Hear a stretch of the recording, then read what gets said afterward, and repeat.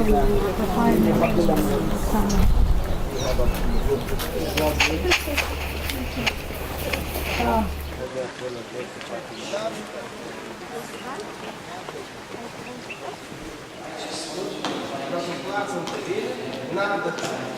it you see octagonal two churches, octagonal for the 8 Beatitudes.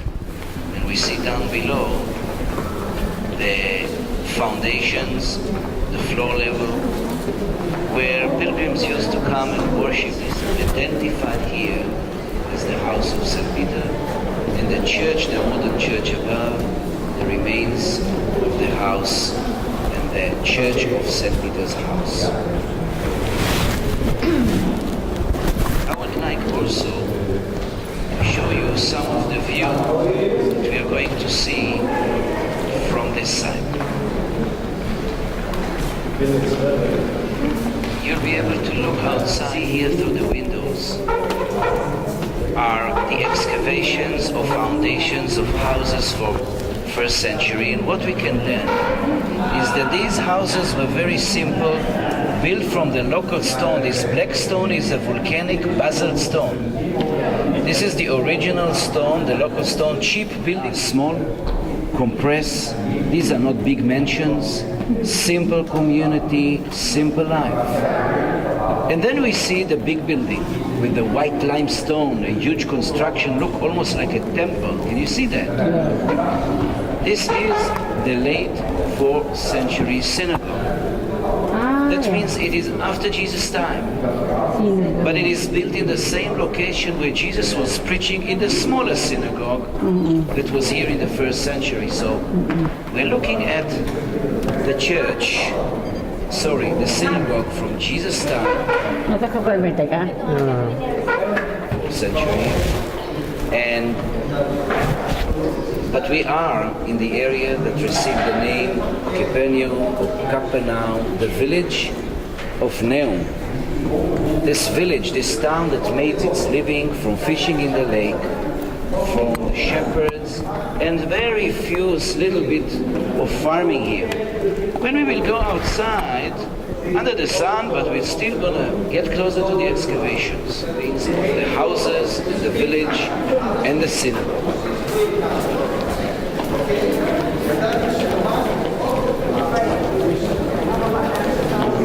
So we'll be coming outside now.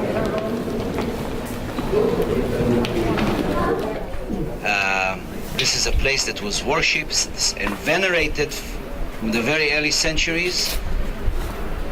And it is also a thought that maybe St. Peter's mother-in-law, who Jesus cured and lived here, maybe was living in this area as well, close to the house of St. Peter. That's what we can see everywhere here. But we are going to circle and continue and walk around to see more of these excavations. We're going to stand on the other side and talk about the village.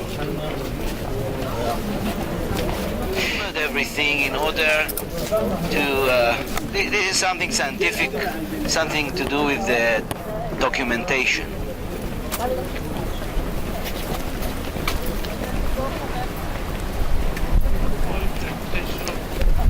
Good to see you. See you. How are you? Easter, same to you.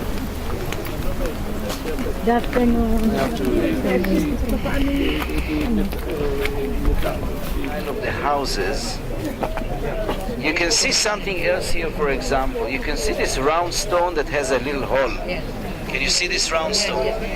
This is you will see many of those. We're talking hundreds of little flowers. What you see there will be open to something much larger later. It's just the beginning.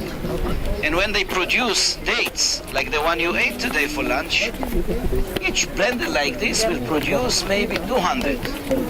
And there will be hundreds over hundreds on every tree like this.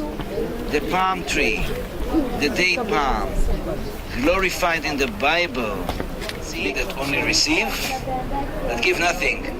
in return just swallow every water, and the Sea of Galilee of life, of fresh water that receive the river and send the river again. And all the water are washed from here. It receive not much, just a little bit of water during winter. You see the palms. You will be able to walk now inside the synagogue.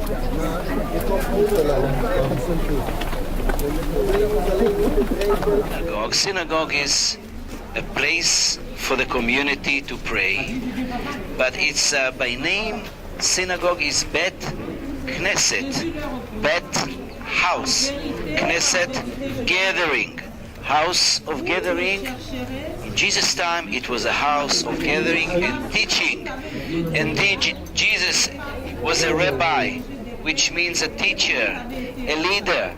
And he was preaching in this area, not in this house, because this place was built after Jesus' time.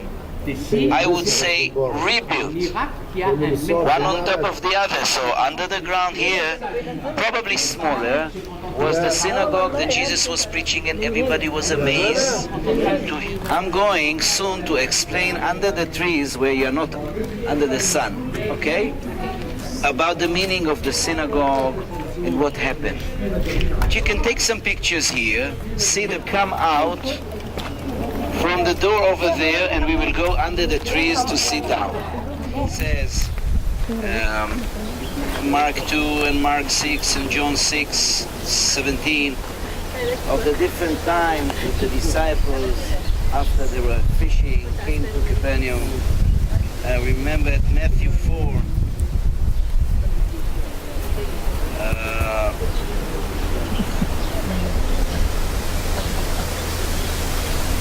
how leaving Nazareth, Jesus went and lived in Capernaum, which was by the lake in the area of Zebulun and Naphtali, the two tribes, as it says to fulfill what was said through the prophet Isaiah. It was said, the land of Zebulun and the land of Naphtali, the way to the sea along the Jordan, Galilee of the Gentiles. The people who walk in darkness have seen the great light. And so this is where Jesus came to live with his disciples and live here at least 3 years of his life. And from here, he left on his last journey.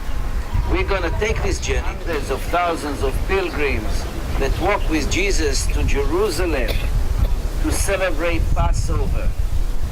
And we will celebrate Passover in Jerusalem, going up to Jerusalem with the hundreds of thousands of pilgrims, and then celebrate the pilgrimage to the temple.